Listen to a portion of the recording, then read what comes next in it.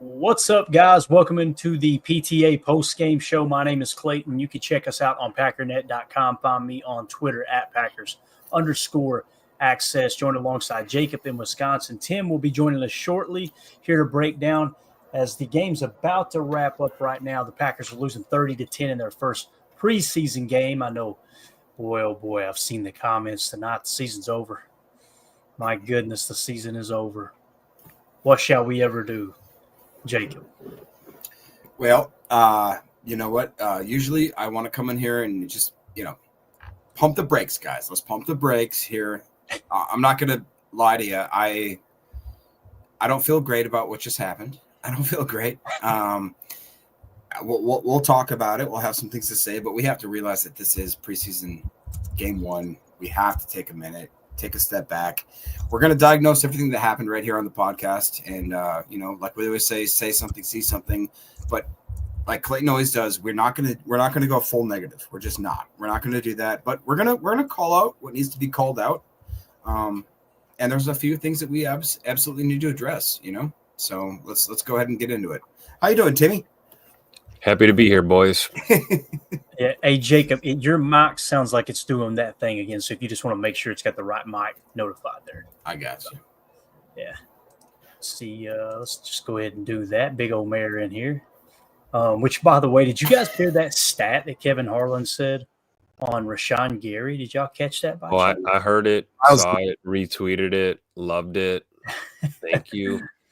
Yeah.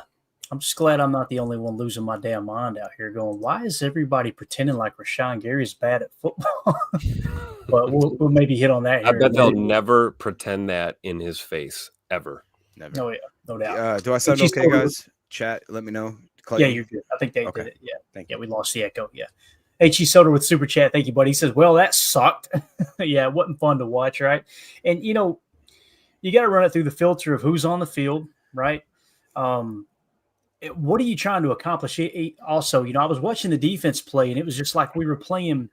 It was like we were playing a shell Tampa 2, but the mic wasn't dropping all the way down the seam either, and you definitely wasn't mugging the line of scrimmage, guys. This is as vanilla as it's going to get. We saw like some touch spies that didn't get home, right? That weren't quite where they needed to be, kind of. Yeah, for sure. Yeah. To me, it's like the main negative thing about preseason is you don't get a real good look at things. Now you get a little later in the game, and you could see the intensity start to amp up with those guys that are on the roster bubble, and that became a lot of fun to watch. There's obviously Amar Johnson. To me, he's the player of the game. We're going to dive into all of it. I got my notes right here, positives and negatives. So definitely more negatives than positives, but came away with a couple people that I was going, okay, we might have something there in depth. But with that being said, let's just go around the horn real quick. I've got to get the giveaway set up, so I'm going to go get all that stuff set up right now. I'm going to stay in here, but you guys talk amongst yourselves for a second. I'm going to put this up, the box score. Do you want to – let's just go around the horn once, and then I'll put the box score up, right? Yeah, sure. Tim, you mind if I start off? Go ahead, brother. All right, so I was making notes for about the first quarter and a half, and then I just kind of said, all right. Over. Yeah, I'm done with this. The thing that popped off the page to me was 2 drops officially in the first drive. I called it 3, but they officially said 2. Ended up being about 5 drops in the first quarter / first half. That to me, and 2 of them were Romeo. It absolutely made my blood boil. It's like, really, like we go into the season with this much confidence, and all of a sudden we're right back there. H.E. Soder goes there and says 5 drops. I agree with that. That's my count as well.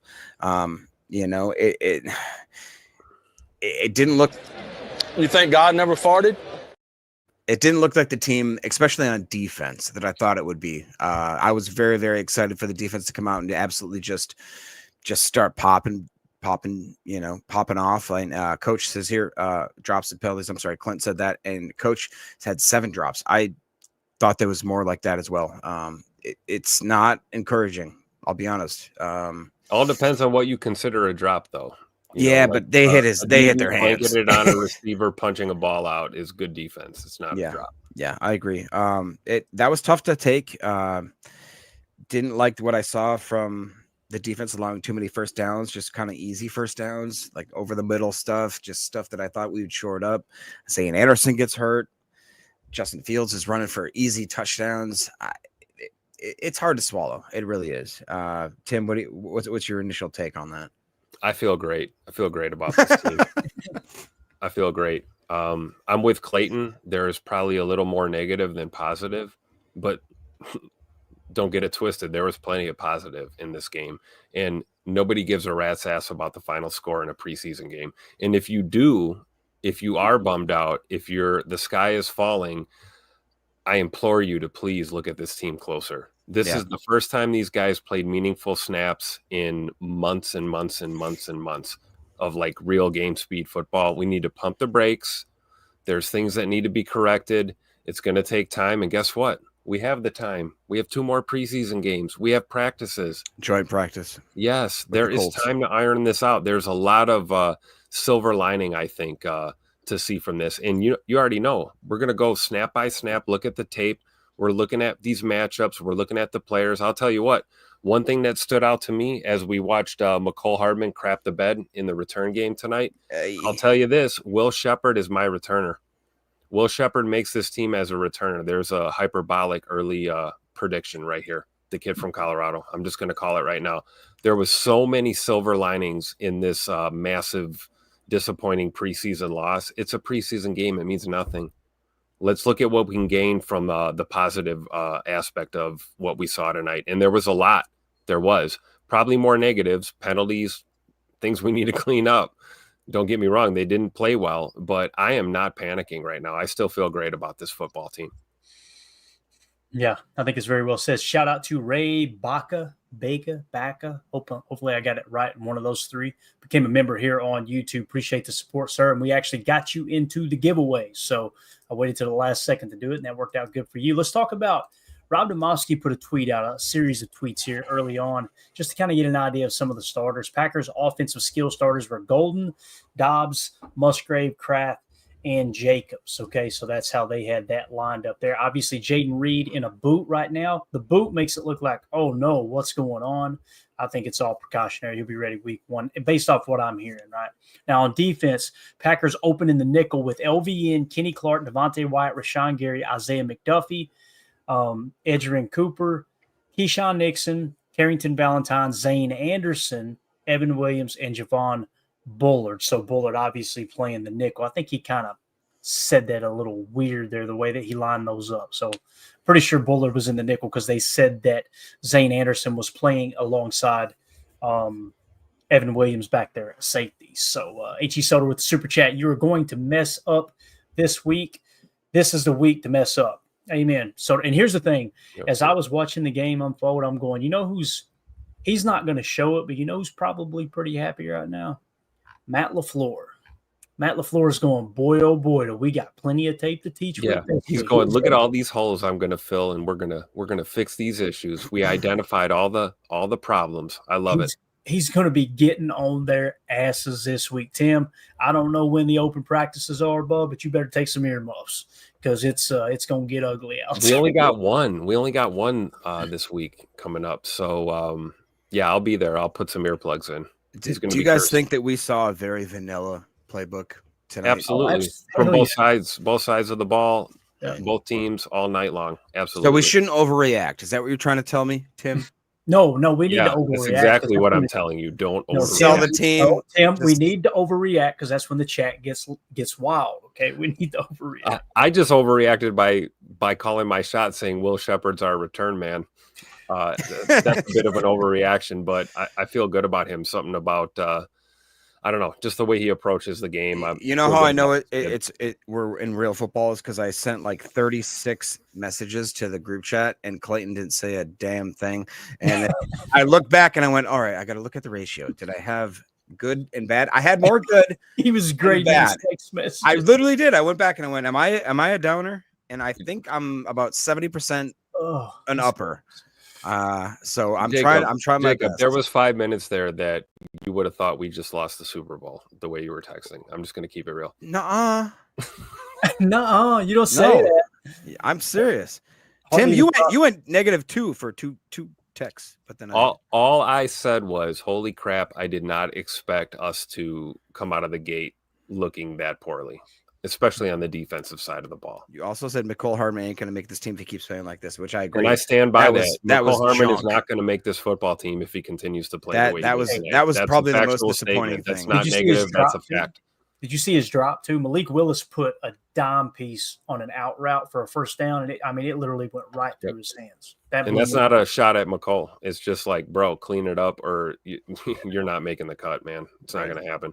Yeah, Hardy the Prophet with super chat. Thank you, Hardy, the man. He says Kraft came out and said the thing on live TV. He did. It was early when he said it too. It was like, we're not doing anything. We're not showing anything out here. This is just, hey, get through the process. Now, like I said, second half guys, those guys are fighting for roster spots, and that's where you're probably going to see them try to put them in not an advantageous situation. You probably want to put them kind of, and correct me if I'm wrong, Coach Lynn, but from a coach's standpoint, if you got guys that are on the bubble, you don't want to put them in the perfect spot so they can make a good play. You want to stretch them a little bit. You want to kind of see what they can handle in certain situations. And one that came to mind for me at the end was Kalen King. Kalen King had two pass breakups in the end zone on different drives.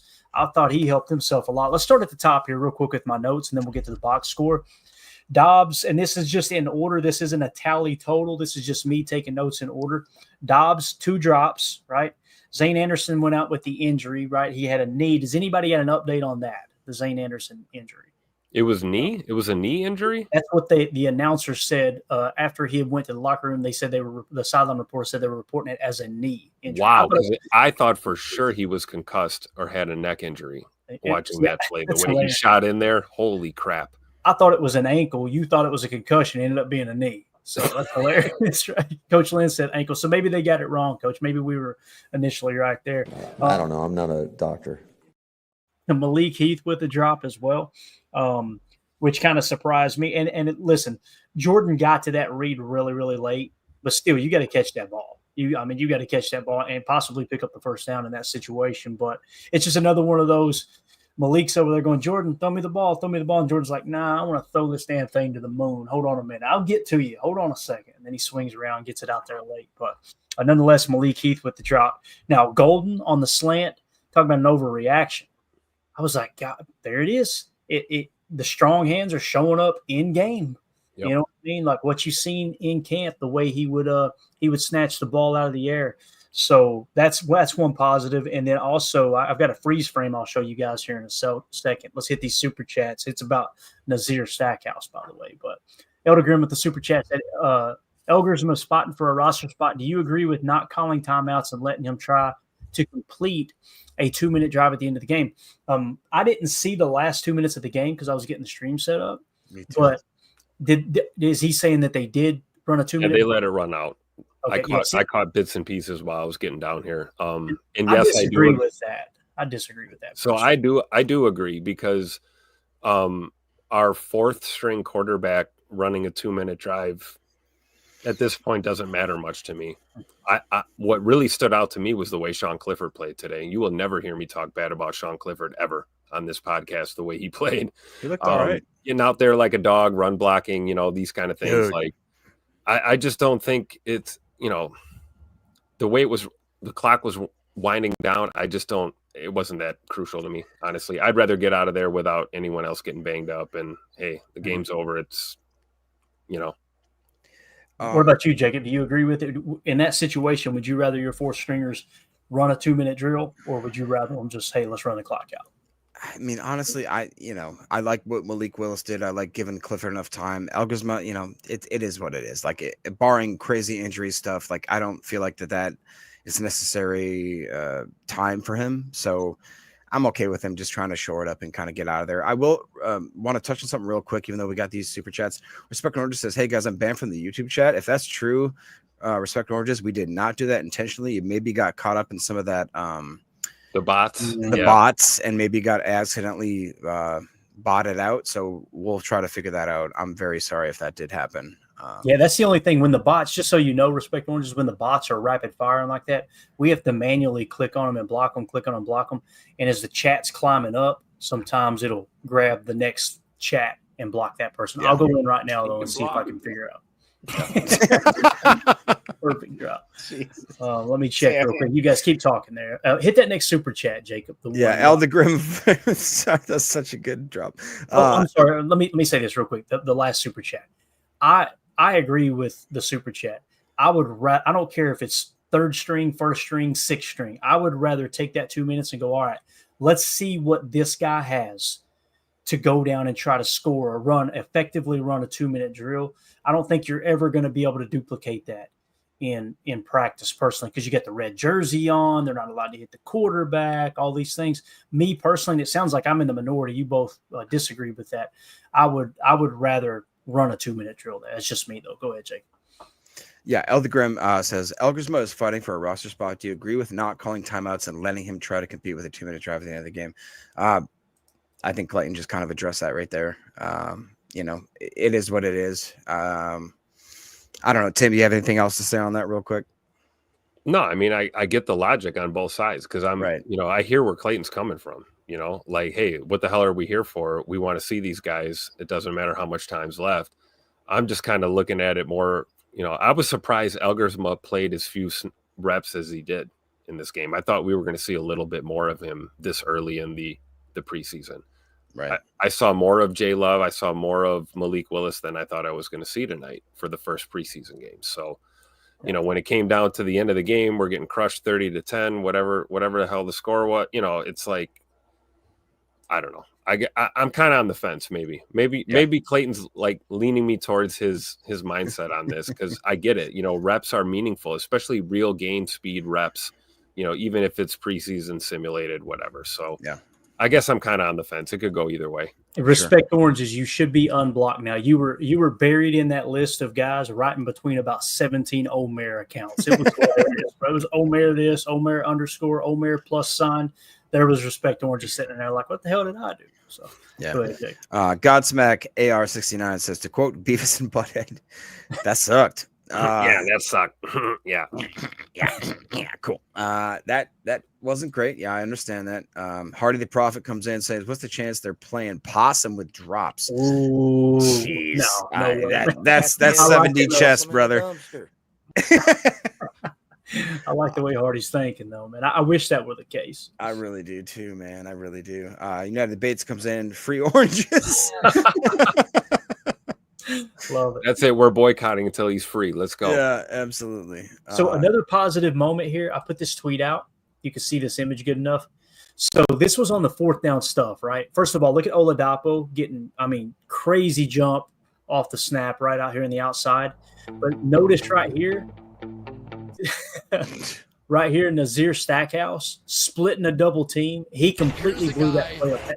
That's where it was designed to go, and he had to cut back, and I think it was Christian Welch and Enigbare came in and made the tackle. But that is Nazir Stackhouse right there. So that is a grown-ass man, dog. Just real quick, let's address it. We got a Bear fan in here, MP. Packers were finished 3rd in the NFC North. I guess that's one better than the Bears, right? I guess you guys would be too bad, 4th. Yeah. He's in here. He's giving Bears us some will likes. finish with 6 wins again. Here we go. My guy. Hey, thank you for giving us some likes there, buddy. Yeah, hit that like button for us before you leave, man, if you don't mind. Absolutely. Got to help us out here. So yeah, Nazir Stackhouse, again, we've seen it in camp, right? We've seen it in OTAs. They talked about in OTAs, hey, this guy, he seems to be flashing. In camp, he's flashed. Now you're seeing it in preseason games. And albeit it's preseason, I got you. But I noticed when the play got blown up, the announcers called out Christian Welch and I think Enigbare, and I was like, that wasn't who blew that play up. Though I know he didn't, they got the tackle. And then when you go back and look at it, I was like, I'll be damned, that's Nazir Stackhouse. So pretty cool to see. I like the way you worded that tweet, Clayton. Not Stackhouse parting the Red Sea on 4th and 4th. I love it. And he did, man. It was just like all of a sudden this big body. You know what I mean? All of a sudden Moses just appeared out of the bodies, right? It was just Talk about gap integrity against the run. It's like, well, what if you got a dude that can just blow up like both gaps in one shot and just crash that whole line and blow up the play? You got to love it. Definitely. All right. We got Godsmack coming in here with a super chat saying, Clifford, the little red puppy, with all due respect. I never understood the Clifford hype. He's a gamer. Aren't all players gamers? No. Listen, Not all of them. I wasn't that impressed with Clifford with what I seen. Now when I say I mean, listen, he threw 4 passes, right, Tim? Like there's now, I will tell you this. The snapping of the ball to Clifford, it seemed like he had a pretty good grab on command of the offense in that regard. I know that sounds silly, but that's the type of stuff I'm looking for when you get 3rd and 4th stringers in is like, okay, can we just do the basic things right now? and they did, But I do know what you guys were talking about, though. I think it was the Amar Johnson touchdown run. All of a sudden, number 16 comes out of nowhere and throws a block. I was like a young Brett Favre getting out there playing football. Yeah. Let's go. Yeah. But yeah, I understand where Godsmack's coming from too. Like Clifford he's never really shown me anything where I'm like, man, that's the dude. The whole gamer comment came from Matt LaFleur, and that's where I always have to yield my ego at the door. I listen. If Matt LaFleur likes him and he refers to him as a gamer, he's talking about a guy who's got some grit, a guy who in the 4th quarter, can kind of dig down deep and maybe get a little something else out of his teammates. But I can understand why you feel like that, guys, man. Sure. You know what else I think you might mean by gamer is if it's not Jay Love or Malik Willis that we're talking about, who has the most command of this offense?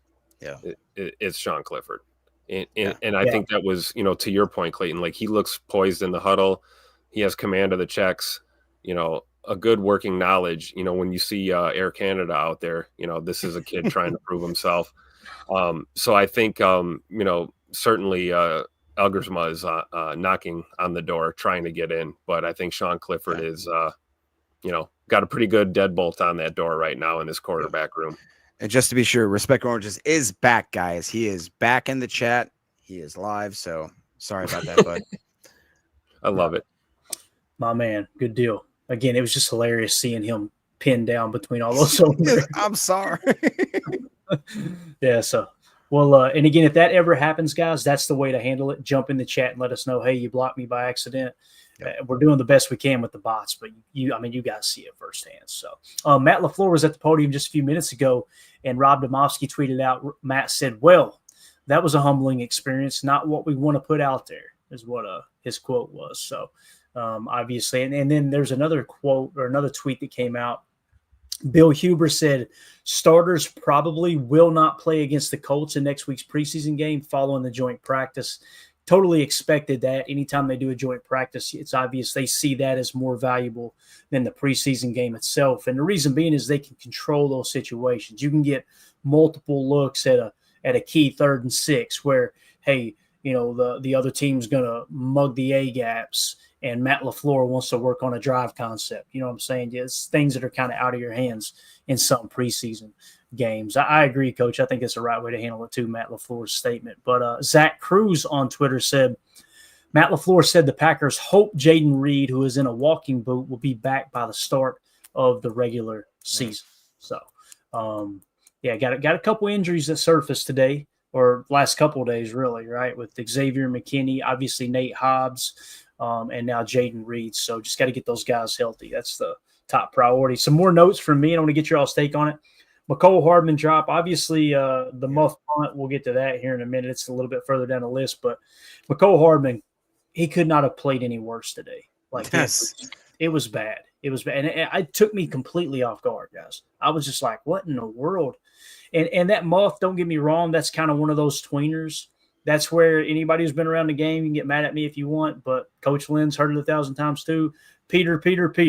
And you run in the opposite direction of that ball, right? Yeah, like that one stands out. But what about catching the damn ball on the 2-yard line and getting blown up and not letting that ball drop? You're inside the 5-yard line. You guys remember that one earlier on. The out route too. Remember the out route for a first down? I think it was a second or a third down. Oh yeah, he had a total catch there, hands catch, and he dropped it. But I mean, just from a special teams aspect with McCole Hardman, it's like we had always said, like, man, if this guy's going to make the team, that's probably the way, right? As a returner and maybe a backup receiver, and it's like he didn't do either of those well tonight. Yeah, that's a little bit of a shocker for the type of player that we know he's capable of being. So I fully believe that he'll clean it up and progress. But man, if it continues down this road, we're not looking good. Couple more notes here, Jacob. Obviously, the McCole Hardman drops. Sean Ryan allowed that strip sack in the end zone that ended up being a touchdown. That was Sean Ryan playing center he gets kind of beat off the snap. And then Monk got beat for a sack as well. And that comment you just had up, if you'll pull that back up about, what was it, Monk or who was it? Well, I had a couple of them there, but yeah.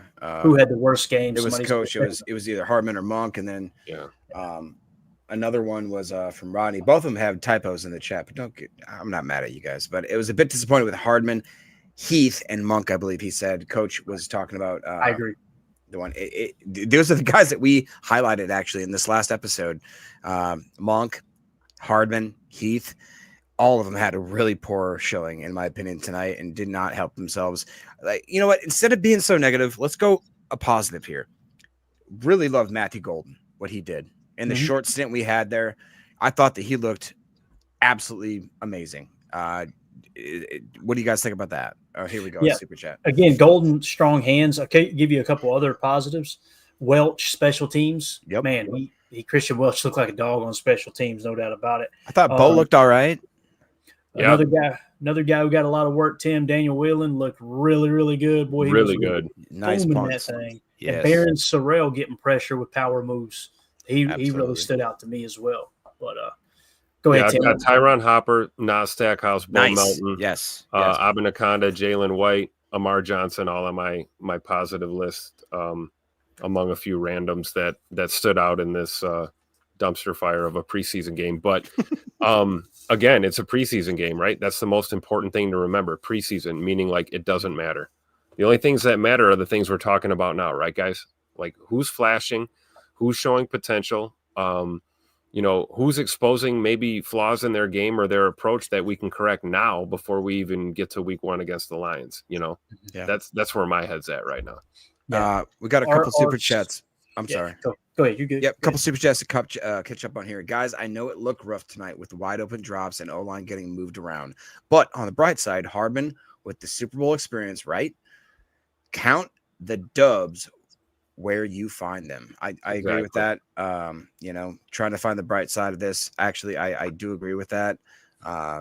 Real quick, too, we got to get Godsmack here. He says, technically, the gamer comment on Clifford came from Tom Clements. I get he's a good dude, but I pray the Packers don't waste a roster spot for him. Colby Wooden looks jacked. That I did like what I saw from Colby. Like, again, almost everything the opposite of what we expected / kind of called out happened tonight, which is exactly what happens most years. You kind of think you know what's going on, and then all of a sudden they'll throw a curveball at you. What do you guys think about that? Yeah, and I know personally Matt LaFleur said it, so they must have both said it. I never heard Tom Clements say it. Not that it matters. It's obvious they were lockstep while Tom Clements was here. But yeah, Colby Wooden, the only thing about Colby Wooden was, Tim, he was playing really, really late in the game. And that means two things, right? The production, you got to kind of go, all right, he's playing against 4th stringers and he's in his 3rd year in the league, right? Right. But also, why is he playing that late in the game too? Yeah. Though? It's like, he must really be on the bubble, or is it just me? No, that was kind of how I looked at it too, because it was like I wanted to take a lot of those with a grain of salt. It's like, yeah, why are we seeing him this long? He should be working his way up the depth chart, not down the depth chart. But right, hey, sometimes that could be a good sign, right? He could be a guy that maybe is struggling to hang on for a little bit and might stick around and prove to be a difference maker down the road. He certainly looked damn good tonight, but to your point, against not tier 1 or tier 2 talent. Yeah, another positive comment. Colby Wooden, I had batted passes, right? Did good in that regard. Brenton Cox Jr. on the zone read, attacking the mesh point. Yep. Yes. Love that. Love great. That. That was the thing we were always worried about with Brenton Cox Jr. was his run defense. It's over pursuing. He looked disciplined. Yeah. So exactly what we were saying, right? Over time, you correct these problems. This is the time of year to work through it, and you see guys making progress. It's a great example. And one negative here too: a first down got negated from a Jacob Monk penalty, not his only penalty, but that brought the first down off the board. Go ahead and read that super chat, Jake. So our Aaron Rodgers says, same old Packers with mistakes. Inside offensive line, wide receiver issues offensively, penalties, missed tackles, but we saw Morgan and Belton shine. Wooden balled out as well. So you know what? We're all sitting here trying to kind of lick our wounds, but we did have to understand that there were in every single game you can find some positives, and I kind of agree with that. I really do.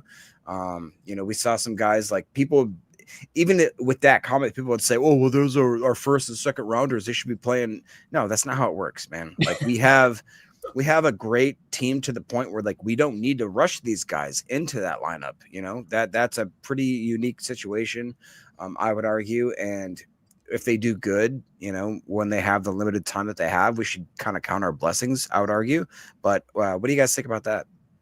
Yeah. What do you think about this is the question, Tim? What's just in slow motion here? You ready? We'll just show it a couple of times. Take that super chat down. Thank you so much, Aaron. Since you mentioned Belton. Yeah. Let me see Escalade getting in here. I was going to say finisher. Look at that. Oh, yes. Ooh. That would be what we call a pancake, ladies and gentlemen.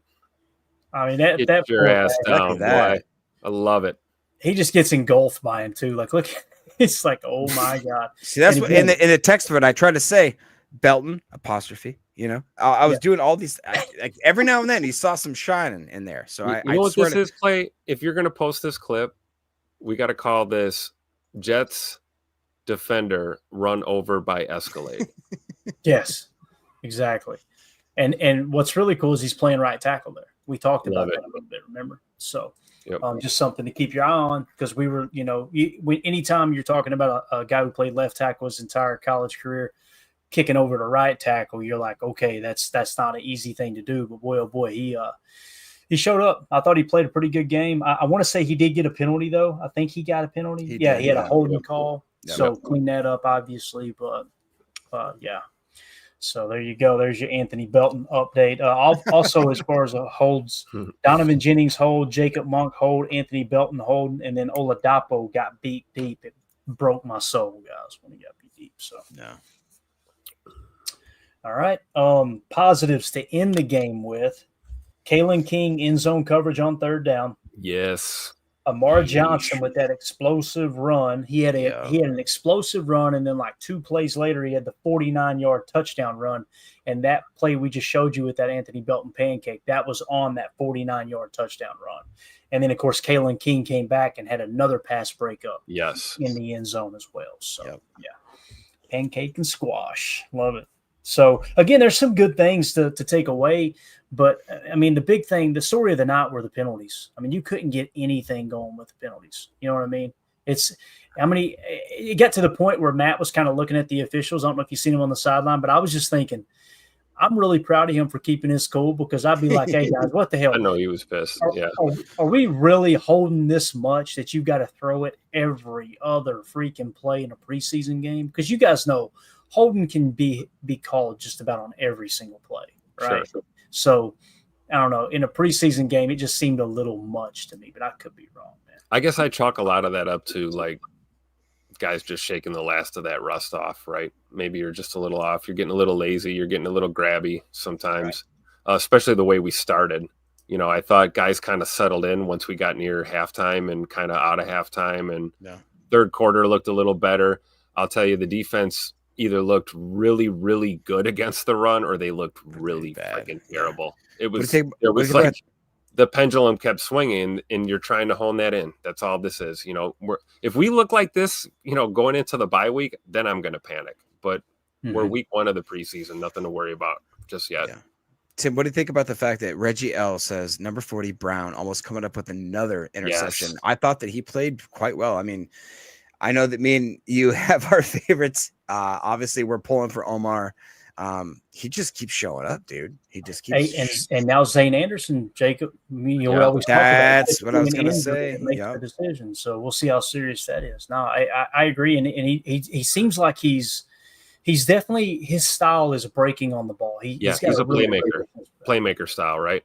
Absolutely. He might bust a coverage. He might get caught creeping or something on occasion or miss a tackle, but boy, he's going to get you a pick or a tip ball when you need it. You know who I feel like he plays like how we were told that Savage was supposed to play. You know what I mean? Yeah. Like where it was like I can see that. He might be kind of iffy here and there, like with the actual like technical coverage, but he'll get you some picks. I feel like that's what Omar Brown does. Yeah. All right. Anyways, Yeah. Missed it today. Anyone know where to find the full game replay will be? Sorry to interrupt, boys. Hope you all had a great night. Pump for the week 2. Stay positive. I'd check just YouTube, dude. If you want a full replay, I'm not exactly sure if the Packers do that, but if you have NFL Plus, you have it immediately. Like I think tomorrow morning you'll have it. You know, you can get the TV copy, or you can get the one that's cut up as well, where it's just literally whistle to whistle. But they'll typically, if you stay focused on NFL Network for the next few days, they'll show it multiple times most of the time. So, yeah. Go ahead, Jake. Thank you, Tron, for the super chat, buddy. Appreciate you, man. Yeah, Godsmack, another super chat. Thank you, sir. It says, I could have sworn Wooden played early. He was clearly the defensive player of the game, maybe the MVP. Let's not downplay his game tonight. I would argue that he had a really good game. I'm just looking at my charting too. Do you have him early in your notes, Clay?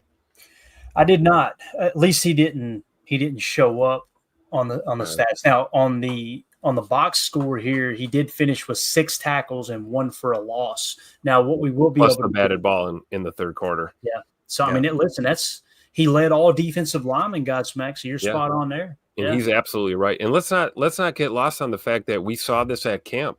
You know, I've got videos of them stressing with the ball king, Coach Ogabasi, working with the guys getting the hands up. And here we go. Colby Wooden gets us a batted ball at the line of scrimmage. And let's those honestly are positives that we should look for. This is being coached in practice, executed in a game. This is what we want to see. So that's a shining positive light, I think, in a crap game tonight for sure. Yeah, and the only thing I was going to add to that is that Coach Len obviously has told us Wooden's going to make this team. He saw something that clearly we did not, and we should respect that. And I think that Wooden right now is I mean, he's done as well as he could right now to make us kind of rethink our decisions there, right? Like that makes sense. Yeah, no, it does. I mean, he made the most of his opportunities tonight. Again, I think he played overall, you know, the whole body of work, probably played better than anyone else. However, I will say that Barron Sorrell and Brenton Cox Jr. were the two. Yes. Oh, yeah. Followed by Nas Stackhouse, looking great for a UDFA. And it kind of felt like they took Nas out kind of quick. Well, it could be, you know, we know about his, you know, he's got medical issues and stuff. So they may be trying to, you know, keep an eye on him just, you know, as he develops. Yeah, that's a great point, Tim. King Tron with the super chat. Thanks, boys. No, thank you, Tron. Appreciate you, buddy. You're too kind, man. Everybody with the super chats tonight. You guys are awesome. Thank you so much. Love it. Thank you. Check this out. I think this is what they mean by gamer. Ashley Washburn tweeted this out. Sean Clifford out on the field getting in some extra work post-game after the Packers fall to the Jets 30-10 to open the preseason. Packers only able to muster up 64 passing yards tonight. Love was 1 of 5 for 7 yards. Willis 4 of 9 for 39 yards. Clifford 2 of 4 for 14, and Elgersma 3 of 4 for 24. But pretty cool, man. Everybody else is already gone. They cleaned up, getting to the house, and there's Clifford out there getting in some extra work. Here's the guy. Kind of cool.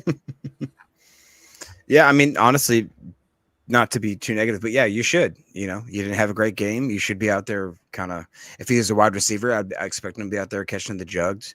If he's obviously a quarterback, then out there throwing darts, man. Just smoking lung darts, throwing darts, you know, Tucker Craft. That's what it is. What do you think about this, Tim? I think it's pretty cool, man. I think it's awesome. I think, I'm gonna be honest, man. I think Sean Clifford's like our backup Baker Mayfield type of dude. I think that's what people mean with a gamer, like a guy that's going to go out there and play balls to the wall and try and win you a ball game. And you couple that with the fact that, you know, he's young enough, but he's got the experience and he's got a grasp on this offense. And yeah, we saw a couple of, I actually have a note on my chart of I'll clean it up for the boys and girls that want me to, but crap passes from Sean Clifford today. And those are going to happen to anybody. We saw a couple of throws from Jay Love today. You know, like I said, shaking the last of that rust off. This is your first time playing under the lights in a real simulated game atmosphere, not family night practice. This is preseason game 1.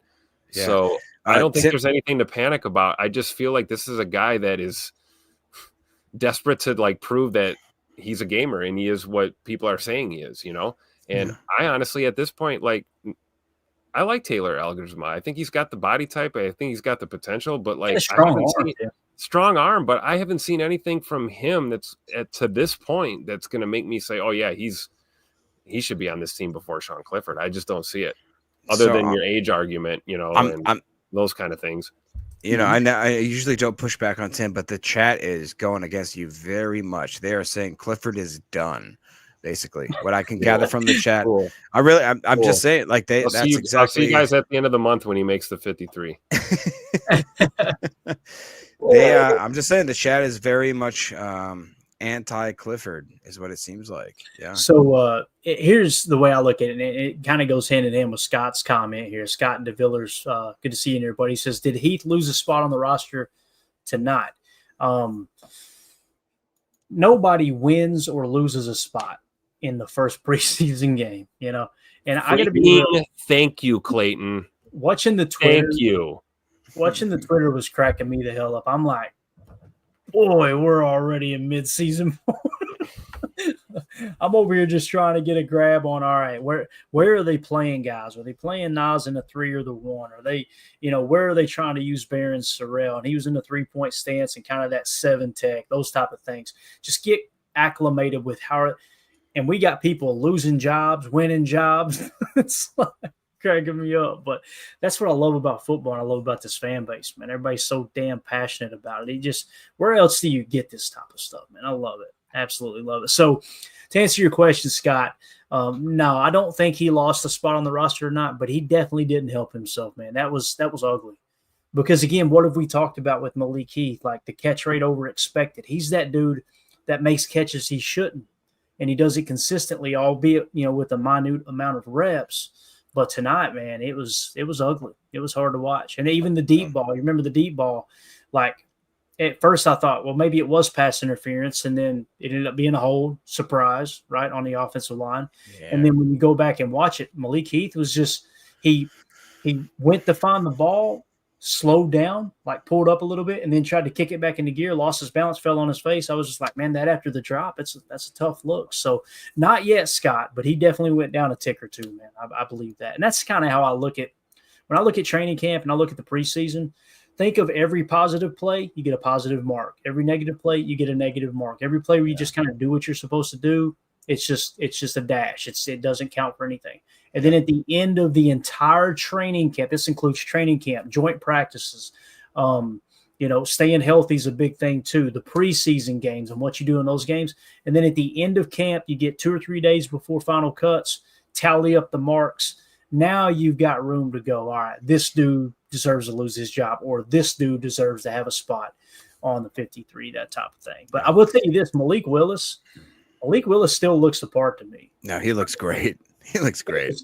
I felt bad for him because it's like these guys cannot block the offensive line they have him playing behind. You had guys dropping passes. It was just like I get to the point I'm like, let's get him out of there as quick as possible. Right. Yeah, I agree. I will say somebody named Johnny Drama shockingly says, you guys are so blinded by your own fandom. We literally just spent the last 5 minutes talking trash about our own team. Jacob, we're critical. Okay. It's a long season, bub. This is what you got to do when people just get in here and get rude. The hell out of here. Bye. That's it. There you go. If we comment on all the negative ones, you and I are going to be in the bottle deep, and we're going to be 3 hours into a stream because they're going to come out of the woodwork.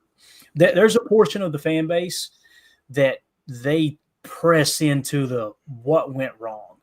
Even after a win, well, they wouldn't beat this team or what have you. You just got to, all right, man, good luck to you. That's all. Sit your butt outside. Again, why are you here? If you're so upset with what happened in the game and it just ruins your night, why are you getting into a show? Why are you coming onto a YouTube show to tell other people that they're not allowed to look at the positives that happened in the game? I don't understand that. That would be like me going onto a negative show and go, God, guys, you're too negative. Who the hell has time for that? Am I the only one that doesn't have time to go looking around for people that I disagree with? I don't get that. I don't understand it. So anyway, end of rant. This was kind of interesting right here. Ryan Wood tweeted out, here's something I've never seen before in the Packers locker room. Rookie defensive line Nazir Stackhouse on the phone with his mother. Let her take some questions from the gaggle tonight. Sounded like an proud mama. So he had his mom on the phone letting the media ask her questions. Part of me loves that because his personality, he's fun loving, but the other part's like, hey, bub, let's make this roster. Let's put the phone down. You know what I mean? I guarantee that's how the coaches probably would have responded to that in that situation. So anyway, what do y'all think of that? Am I wrong there? Positive, negative? How do you like that? I like it, but like you said, yeah, just kind of, yeah, it's one of those situations where if you've ever been a manager of like a company, it's like, oh, they're funny, but like we shouldn't let that happen. Like it's just probably rein that in a little bit, maybe talk to them, pull them aside afterwards and be like, yo, that's not how we do things here. Like it was cute and everything, and we're gonna make a clip out of it, but like don't do it again. You know, it's just one of those. I would agree with that kind of sentiment, right? Not a big deal. So this is not the proper super chat, is it? We read that one earlier, I think. Here we go. In the beginning of Scott Smack AR69, appreciate you, buddy. Says in the beginning of camp, I didn't think Wooden would make the team. Now my old man and me are tooting his horn. Easy killer. Sorry, Tim. I pray Clifford doesn't make this team waste of a roster spot. So there you go. All right. So he is not a fan of Clifford for sure. Clifford's not making the 53. There's a chance he could make the practice squad, but there's no way they're going to carry three Clifford. quarterbacks. You don't think so? I don't see it. I could be wrong. I've been wrong before, but I think that that battle between him and Elgersma is for that practice squad quarterback spot, me personally, but I could be wrong. It is a family show, Greg. You're correct, sir.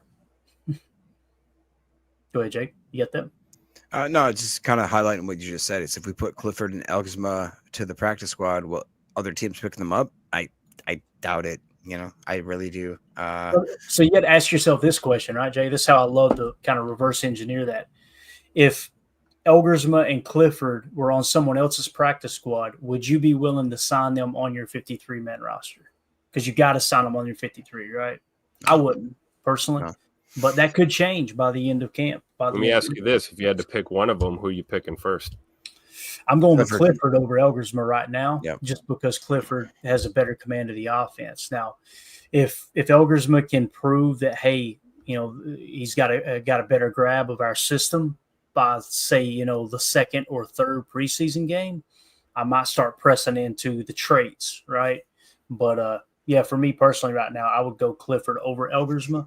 Although, well, no, Clifford's fairly mobile too. I want to say his RAS. You guys double check me on that. His RAS was really, really high coming out of college. He was actually surprisingly mobile. If you guys don't know, Clifford beat out Will Levis at Penn State. That's the reason Will Levis actually transferred to Kentucky and then had a big year under, believe it or not, the new Jacksonville Jaguars coach, the guy that we're talking while we talking about. So, so Sean Clifford is he's actually a pretty mobile guy. And I was getting at that because Taylor Elgersma is really mobile, according to what he did in Canada. And you want that guy on your practice squad, which Malik Willis can do it, but it doesn't hurt to have an extra guy that's mobile enough to duplicate some of the mobile quarterbacks you're going to play against, you know, because that's what they do on the practice squad. They're kind of giving you that scout team look for sure. Holy crap, you guys are roasting me. Cody says, bring back Kurt Benkert. I hope that's a joke. I wasn't trying to put that on the screen. I knew that was it. You hurt me, Brett. Yeah, Clifford had a 9 RAS. So wow. Yeah, that's what I was thinking. Thank you for looking that up, Bates. Appreciate you, buddy. All right, let me make sure there's nothing else from the reporters there in the locker room real quick. Here's Anthony Belton on his key block that scored the Packers touchdown. Y'all want to hear big Escalade talk here a minute? Let's go. Then we got a super chat. This is from 97.3. The Fan. We'll play it real quick. Here was Anthony Belton on that pancake block we showed y'all. Yeah, so I just had a place out combo to that back, and he kind of fell back inside with the silk, so I kind of had a clean shot on him. I just got a clean shot on him and finished the block. Where you finished him with him flat on his back and you're on top of him. That's the way you do it. Yeah, always good to get pancakes. Always give him the pancake. Love it. Love it, love it, love it. All right, go ahead and hit super chat, Sir Jake. I love that. HC Soder says, is there anything about tonight you take as a positive? I just don't see it. It doesn't, it don't mean nothing, but, yeah, it was a tough. I'm not gonna lie, it was a tough. I gauge it always because I have a super chat with my my brother and my dad, and they're the most negative Packer fans I've ever met in my whole life, and they both were kind of like, what happened tonight? Blah blah. We're supposed to have a great defense. I understand that, but it it's tough. I don't think that we understand showed. that. I'm gonna be honest, Jacob. I don't understand it. It's the first preseason game. How long did your starters even play? And we're trying to determine if they've got a good defense or not. Yeah. Exactly. Yep. And that's it's hard to, and I hate saying this, casual fans, but that's what it is. Is if you see, you're the type of fan that like, oh, they lost in the preseason 30-20, or whatever the number is, they're like, well, I guess they're not good. It's like, nah, you got to watch the progression. We've dived pretty deep into why these guys are playing this position or that position and how they could possibly react to this or that. I think that's really great about our podcast, is that we try to give you guys more information than the casual fan. And was tonight up to par? No. We're not sitting here on this podcast telling you guys that this was a win tonight. We're not telling you that. You know what I mean? Like we're diagnosing exactly why it wasn't that good. And so take it with a grain of salt. This is preseason game 1. Matt LaFleur is not going to show his cards. It's just not going to happen. So we need to take a step back and realize that this is not the full Monty, if you will. This is so he's asking, is there a positive we take away, right? Is there anything Matthew Golden positive? Okay, Tyron Matthew Hopper. Golden. Tyron Hopper, Matthew Golden, absolutely. Yeah. Tyron Hopper looked good. Bo Melton is clearly a corner. I don't care what you haters say. Bo Melton's Tim. a cornerback. Thank you. Jalen White looked good. Amir Johnson looked good. Abin Akonda looked good. There was flashes. Kalen King flashed a few times tonight. There are positives in here. I mean, Soder, I'm not calling you a casual fan. That's not what I meant. I'm saying that was the typical response from quote unquote casual fans. Yeah, now listen, there's nothing wrong with pointing out what went wrong. I mean, I just rattled off 1, 2, 3, 4, 5, 6, 7, 8, 9, 10, 11, 12, 13, 14 negative things, right, that I had in my notes. Yeah, literally. But also same here. Positives Tons. as well. So when he's asking what's the positives, the big thing that stood out to me, Amar Johnson, I want to say he might be coming for that number 3 spot, but Chris Brooks, I thought, looked pretty solid. Am I the only one that thought Chris Brooks looked pretty good? No, that's a fair assessment. Yep. Yeah. More of the same, just like we saw from him last season when we needed him the most. He showed up, and he did it tonight too. Yeah, Brenton Cox Jr. attacking the mesh point, like we said. Run defense. I love Cox. No, easy killer. Baron Sorrell, to me, he looked the part, although it felt like he didn't play that much. I could be wrong. It felt like they might have played him a whole quarter or something. And, of course, Nazir Stackhouse early on, I thought he flashed a little bit. Christian Welch is going to have a lot of special teams value. I hope he makes it to the practice squad so we can call him up throughout the year and be able to use him for special teams purposes. I think that would be huge. Yeah, that's my positives. If I were to say on offense, Amar Johnson, Anthony Belton stood out the most to me. Yep. Defense, I would have said Kalen King, Nazir Stackhouse, Baron Sorrell, and of course our boy Kobe Wooden. Yep. Those are the ones that really kind of pop. So, and again, it's this is the thing.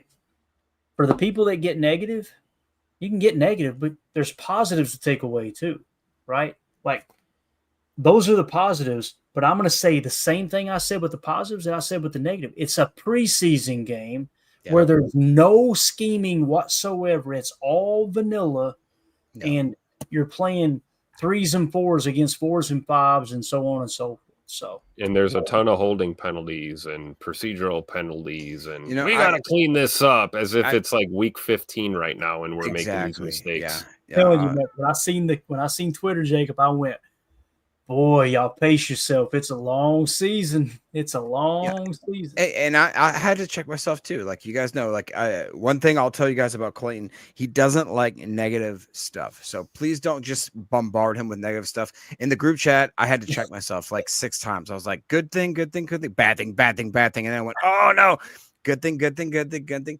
And it's just what it is. Like right now, I think this is a great. So HG Soder is coming in here with the Go Pack Go. I absolutely love that. And again, I didn't mean to come at you, Soder. That wasn't my intention. But you go through and you look at kind of just what we did tonight. It wasn't all bad. And like Clayton said, this is vanilla. We're doing the most basic vanilla stuff. So we can't really take a gauge of this. Like, we can't actually sit here and be like, this is what our offense is going to be. This is what our defense is going to be.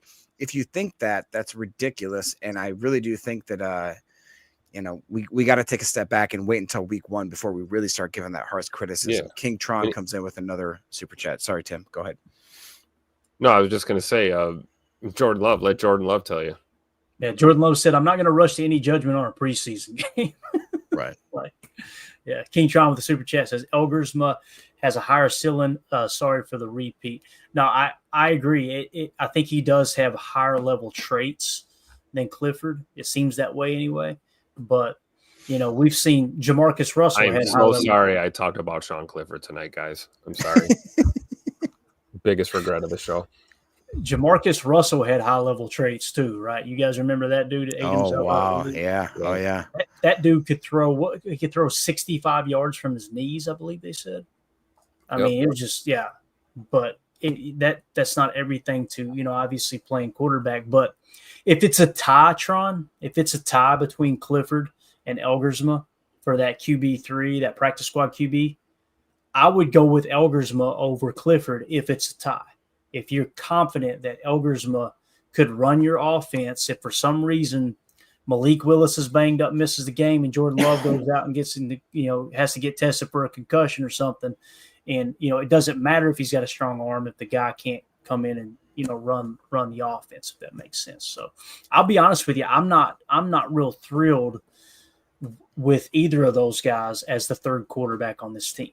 I'm just not. That's me being real. Yeah.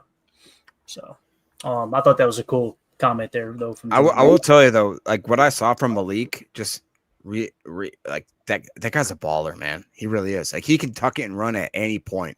And God forbid, if anything happens to Jordan Love, I really do, for the first time in like a long time, I feel like if, again, God forbid, anything happened to him, that Malik Willis has got this team. He really does look like he is not afraid of that moment. Willie Beeman, tell him, Clayton. Willie Beeman, baby. You guys, I have retweeted and untweeted that so many times.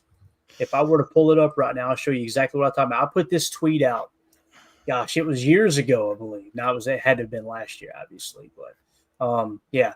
So this is the tweet, and every time that Malik Willis comes into a game, whether it's preseason or not, right?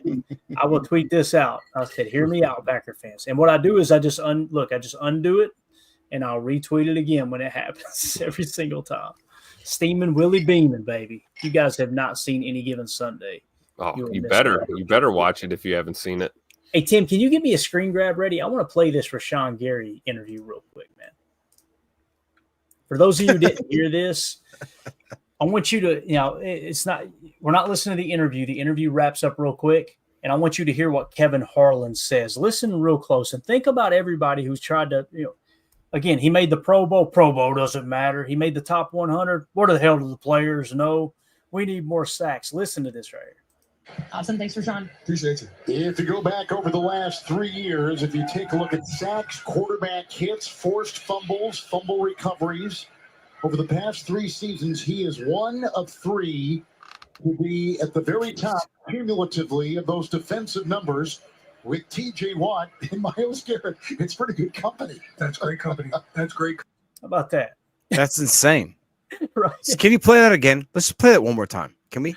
One more time. Let's hear it. Let's put it on loop. Awesome. Thanks, Rashawn. Appreciate you. If you go back over the last 3 years, if you take a look at sacks, quarterback hits, forced fumbles, fumble recoveries, over the past 3 seasons, he is 1 of 3 to be at the very top cumulatively of those defensive numbers with T.J. Watt and Myles Garrett. It's pretty good company. That's great company. That's great company. That's insane. Awesome. And with that being said, you can take it down. Thank you, Tim. Appreciate it. Well, what's he done lately? Oh, I don't know. Last year he had a higher pressure percentage than T.J. Watt and Max Crosby. He had the highest run stop total of edge defenders in the entire National Football League. He made the Pro Bowl, and he was voted into the top 100 by his peers. That's what he did last year. So, other than that, though, what else? Right. Yeah, in the words of Kevin Hart, say it with your chest. And again, man, I think he could be better.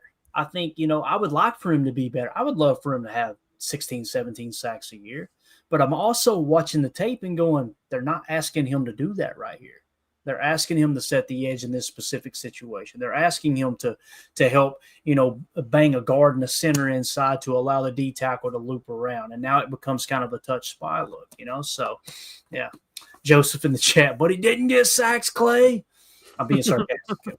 Yeah. Look what Rodney says too. He goes, "Let it run." He mentions the differences in playing time too, which is true. Yes. If you would stack up those, it's much like Tucker Kraft.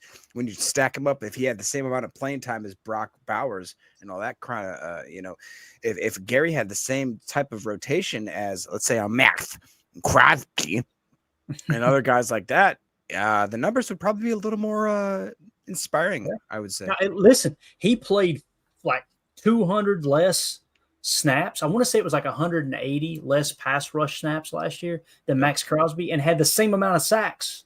Right. And you know what? Well, Max was hurt. Okay.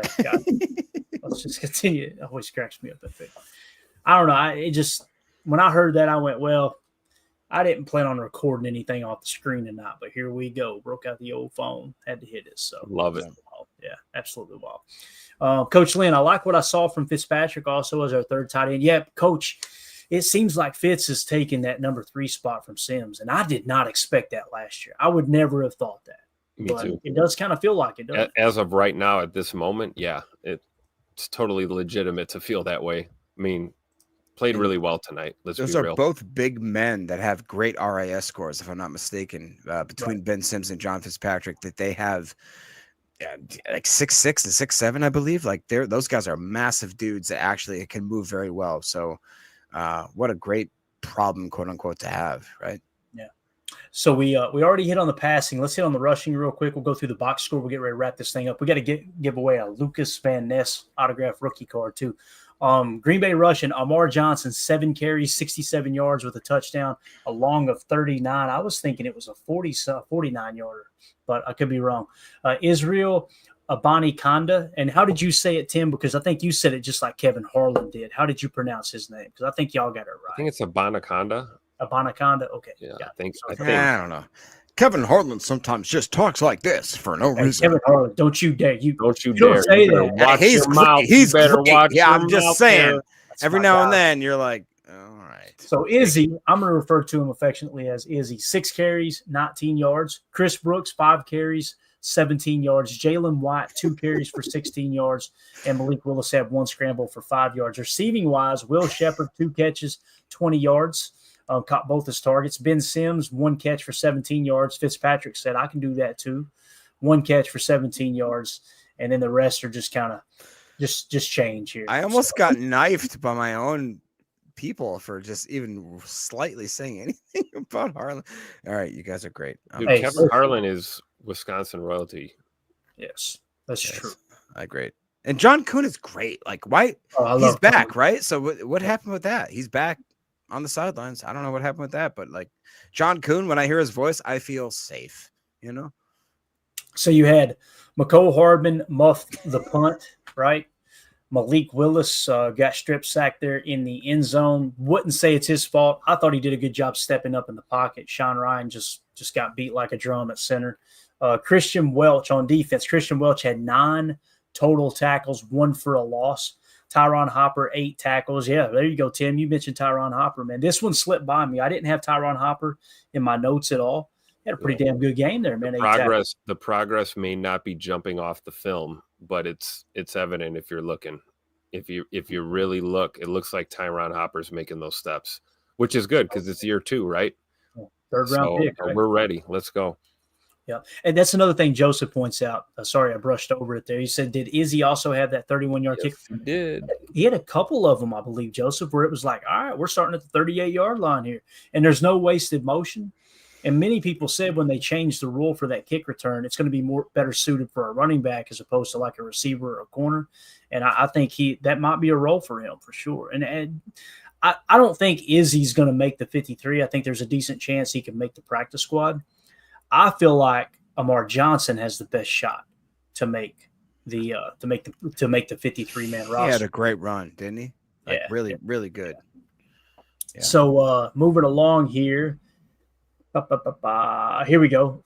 So he had 5. Izzy had 5 kick returns for 147 yards, had a long of 36. So there you go. I mean, that's averaging right at a little less than 30 yards per return, something like that. So pretty decent. McCole Hardman had 2 punt returns. It looks like no yards. Brandon McManus was good from 46, and then hit his extra point as well. Good there. Daniel Whelan, boys, man. Does it not look in the NFL, baby? Let's go. Yeah. Does it not look effortless when it's like he's not even putting his whole body in it? It's just like he's just kind of when he hits it, I go, oh, that's short. You guys remember last week I was watching him blast 50-yard punts directly into the wind just for fun before practice started. Tim, they say that if you have ever heard an NFL punter hit the ball, it sounds like a bomb going off. Can you attest to that? With Whelan? Yeah, for sure. Like just that smack where you're like, what happened incredible. just now? And he's one of those rare breeds where he can punt for distance. He's got a huge leg. He's got great hang time and accuracy. He's got impeccable accuracy. It's the trifecta of punters. And I'll tell you what, man, I feel really good about him. I like the Irishman booting the ball for us. Respect Oranges. I need to kick you out of the chat again. We're not going to mention that, guys. All right, so there you go. There's your. Is there any other stats y'all want to see? I'd like to see the penalties if we could. What did we finish with on penalties? 256 penalties for 5,000 yards. That's probably not too far. Here we go. 10 for 91. I thought it was worse than that. That's still bad, though. That's pretty much a tutter, right, Tim? That's enough yardage for a tutter. You're basically giving up a football field worth of yardage in penalties. Yeah. How much do you guys – most of the time, Jacob, people will say, well, that's on LaFleur. He doesn't have these guys ready, right? Oh, God. Yeah. I look at the holds, and I'm like, are we ever going to blame Coach Buckus? You know? Yeah. Like, is there something, a lack of attention to detail, you think, or what do you think? Yeah, I think that's an unfair accusation. I would argue that, like, oh shit, we only had 7. What did you just say? Tell you this. Hold on, let me tell you this. If you're a coach of a football team, okay, and your offensive line is getting beat left and right, and your quarterback's pocket is collapsing, and he's at risk of losing his life, I want my guys to hold. Please hold. Yes. Please grab. Please give up 5 yards and not kill our quarterback. Please. Thank you. I'll take it all day. Yeah, no. So listen, I just want to clear this up. I had it wrong. And somebody called me out. Thank you for catching that, Greg Rice. They only had 7 for 64. Still bad. Don't get me wrong. Unless that's a typo. I would have thought for sure they have more than the Jets, but the Jets evidently had 10. So yeah, there you go. Go ahead, Jacob. Right. What's so funny, Jacob? Nothing. I'm just trying to do what I can. H.E. Soder has a super chat. He says, you have the balls to talk about the results of the preseason game. Talk about money just because. About? That's my job. Take my money. Oh, thank you, Soder. I appreciate it. Yeah, appreciate that, Soder. Listen, man, I just love the Packers. I gotta be honest with you, man. It's it's a local show. Oh man, the chat is awesome. I just love hanging out with the chat, man. To be honest with you, yeah, it's awesome. So don't worry, nobody's listening anyway. Thank you. King Sean with the super chat said, I'll put 2 in the swear jar for this broke me up right here. Thank you, Tron. But look, Tad Samato, it's a local show. Hey, the best thing that we can say about this podcast, this little thing we got going on here, is that you guys are so awesome in the chat. Like, it literally makes us we if you guys could see how little we prepare. I won't say that for Clayton, because Clayton absolutely does a deep dive into every single episode, and the guy that has X's and O's like alphabet cereal. I'm telling you, this guy is good. But heard it from a fan right here. But for me and like, you know, when me and Emilio come in here, Emilio is usually half naked, and it's Literally, it's true. And we lean on you guys. So thank you so much. It's an absolute pleasure to just absolutely hang out with you guys. It's awesome. Yeah. Fishy Thing says correction, 64 yards of penalties, 37 of offense. Not nearly as bad. There you go. And Godsmack AR69. So now we know Godsmack is Emilio. Now we know. He says, is Jacob Monk ain't it? Jack. I miss Travis Glover. Oh my God, we found Emilio's burner account. There we go. Fan right here, boys, right there. There it is. You found it before I could get it on the screen. Nice work, Mike. Love it. Thank you for the super chat, Godsmack. All right, let's do this giveaway. Get the hell out of here. I already got caught cussing on the air. I got to edit that out. Rigged. I'm not editing it out, by the way. It's not gonna happen. So right. You think God never farted? He could have. All right. Let's do the giveaway. Somebody in the chat, give me a number between 1 and 10. All right. This is the LVN autograph rookie card here. Somebody in the chat between 1 and 10. Between 1 and 10. Greg Rice. 1 and 10. Let's go. Come on, guys. The fix is in, baby. Oh, we got 3 from Holmes. 65. 65. Greg, that doesn't work. Tim, give us a. We're gonna honor Greg Rice here for the 65. Give me a little Mark Murphy when you get a chance there. 65%. 65%. That's what we. All right, so let's go. Since 7 is the number that's being mentioned the most, let's go with 7. All right. All right, here we go. We're gonna spin it 7 times. Not spin it, shuffle it. 1, 2, 3, 4, 5, 6, 7. Y'all ready to give away an autographed Lucas Van Ness card? Ready for this. Rick Kruger. Here we go. The winner of the LVN autograph card from our Patreon group or our YouTube members, Jacob. You're off. What is your problem tonight? Tyler McCarty. There it is. Tim, it's Tyler McCarty, man. Say something nice about Tyler, Tim. It's a pretty slick name, you know. Ladies usually like a Tyler, you know. Tylers are cool dudes. I think he's an Irishman. I believe he is, right? What he might be. Maybe. Yep. I don't know. Maybe. All right. So there's a who? Here's the second place winner in case Tyler McCarty's in the clink or just decided not to be a Packer fan because we lost the first preseason game. We will give it to. It ain't Jacob Clay again. Oh, it was so close. Bates. Nice. Bates. Nice. I know that guy. Get ready to go. You see who it almost landed on, Jacob? Look, Jacob Clay right there again. Who is Jacob Clay? Because he never came forward for the win. But anyway. It's not us. So yeah, Bates right. is second. Yeah, right. Third place is, imagine me paying myself to be on the list. That's hilarious. Jen Wright. Hey, Jen. There we go. We love it. So again, the winners of the LVN card, first place was Tyler McCarty. If he doesn't come forward, it's United Bates. If Bates doesn't want it, you know he's always going to be in here. It'll go to Jen Wright. So there you go. Appreciate everybody. Again, if this is your first time tuning in, going, what in the world are y'all doing? We do giveaways for people who are either a member here on YouTube. Just hit the join tab if you want to do that, or friggin' in the rigging. Or you can be in our Patreon group, patreon.com/PackerFan Total Act. This was fun, guys. This was good. Listen to me. You can be upset. You can be aggravated, man. Listen, there's a lot of things that went wrong tonight. But when things go right, you're going to hear me keep the same energy in the preseason. I'm going to be going, guys, preseason game. Listen, who God knows who was starters on their team and who wasn't. Let's just have fun while we do it, please. That's all I ask. And that's why we try to keep things positive. I waited, you know how long I waited since February, really since January for football season to get here. I'm not going to be in here every night taking time away from my family, time away from my beloved German Shepherd, Lincoln, right, to come up here and be miserable. Not going to do it. And if that's not the show for you, hey, no hard feelings. I get it, man. You want to go somewhere where they're kind of a little rowdy, a little ESPN-ish. Let's come up with a hot take and everybody get pissed off. That's cool, you know.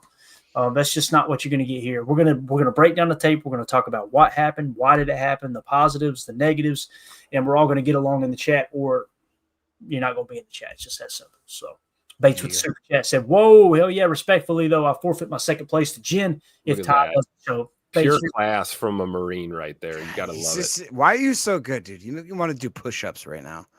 God. Seriously. It's the most random thing. Maybe you want to do push-ups. Dad, do you love me? No. All right. Unbelievable. So there you go. We're looking for Tyler McCarty or Jen Wright. Okay. That's going to be the winner of the LVN card. And we've got some other stuff coming up. We may do a Tay Wicks card next week. We'll see what we got here. We got all kinds of stuff in the hopper. So H.E. Soda with the super chat going to get plates. Ice bowl. Going to get Soda on that. Who? Soda on that dank tonight. He says something about the ice bowl. Something about the ice bowl. Yes or no? Going to get plates ice bowl. Yes or no? Oh, I think what he's saying is Soda going to get personalized plates, like for his car, like license plates. All right. Yeah, Tim, is that what have him say really... ice bowl? I mean, man, I don't know how you. Is that what you mean? Like the one just said Soda is on ice. I don't know. I'm not a doctor. Soda, please clarify. Don't do it in the super chat. Yeah, don't do the super chat. It's just save your money. Tell us what are you Just the talking about? tip though. Hey, we got Jen in the house. Jen's in the house. All right, Jen. If we don't hear from Tyler McCarty, the card is yours. And I hate doing that sometimes because I get people's hopes up and then that person comes forward. But we'll give him a few days, and if we don't hear from him, then we'll get that card to you. Appreciate you, Jen.